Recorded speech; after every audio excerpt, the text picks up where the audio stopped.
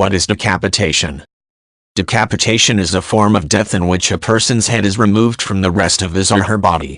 While it can happen through accidental events, such as extreme vehicular accidents, it has primarily been used throughout history as a form of capital punishment. It has also been a method by which some people have committed murder, though this is somewhat uncommon since the effort required to remove a person's head does not make it an easy or fast form of death. Decapitation has often been a preferred form of capital punishment since it is generally viewed as one of the most humane forms of execution available. The word decapitation has a Latin root in the word caput meaning head, with the prefix de indicating a reduction or removal of something, and the suffix ation indicating a procedure. This means the term literally refers to the process of the removal of a person's head. While the procedure has been used in criminal acts of murder, this is somewhat uncommon due to the extreme nature of this type of killing and the time and effort involved. Most common instances of decapitation throughout history have been used as forms of capital punishment. Among the most frequent historical methods of decapitation were the use of swords or axes and a single, powerful stroke to remove a person's head.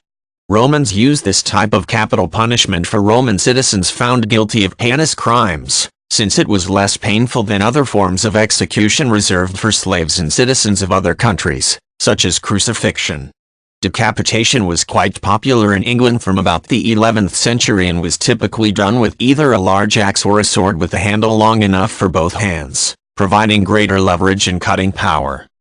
One of the major problems with this type of decapitation is that inexperienced executioners or improperly sharpened blades may not perform the act in a single stroke.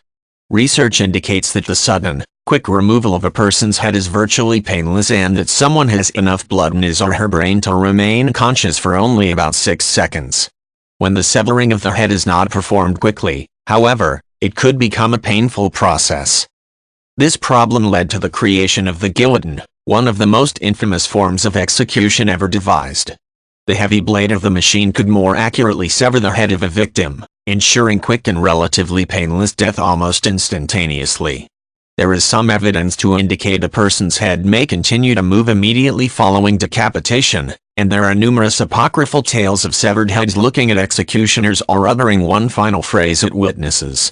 While some movements could be possible within a few seconds after the head is severed from the body, speech is unlikely as consciousness is almost immediately lost.